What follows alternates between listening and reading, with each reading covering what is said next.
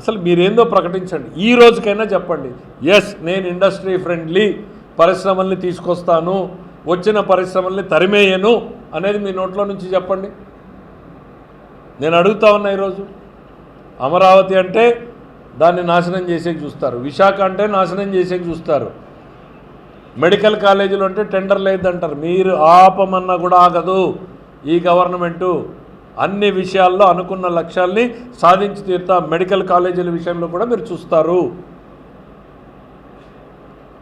ఈ రోజుకైనా మీరు స్టేట్మెంట్ ఇవ్వండి, నేను ఇండస్ట్రీ ఫ్రెండ్లీ, పరిశ్రమల ద్వారా మా పిల్లలకు ఉద్యోగాలు రావాలి, రాష్ట్ర ప్రభుత్వానికి ట్యాక్సుల రూపంలో పన్నుల రూపంలో ఆదాయం పెరిగేలా చేసేదానికి నేను పాజిటివ్గా ఉంటాను అనే మాట నీ నోటి నుంచి అనండి. 7 ఏళ్ల నుంచి తహతాలు ఆడుతున్నారు ఈ రాష్ట్రంలో యువకులు కానీ పారిశ్రామికవేత్తలు కానీ. విందాం ఒకసారి ఎట్లుంటుందో చెప్పండి. 24 గంటలు కొడదాం తందాం ఇవే బండబూతులు వినేటువంటి పరిస్థితుల్లోకి వచ్చాం కదా. ఒక్కసారి పాజిటివ్గా మాట్లాడి చూద్దాం. ఇంకా మీరు గూగుల్ నాదే, అదాని నాదే, అన్నీ నేనే తెచ్చాను అని అంటే ప్రజలు నమ్మడానికి సిద్ధంగా లేరు.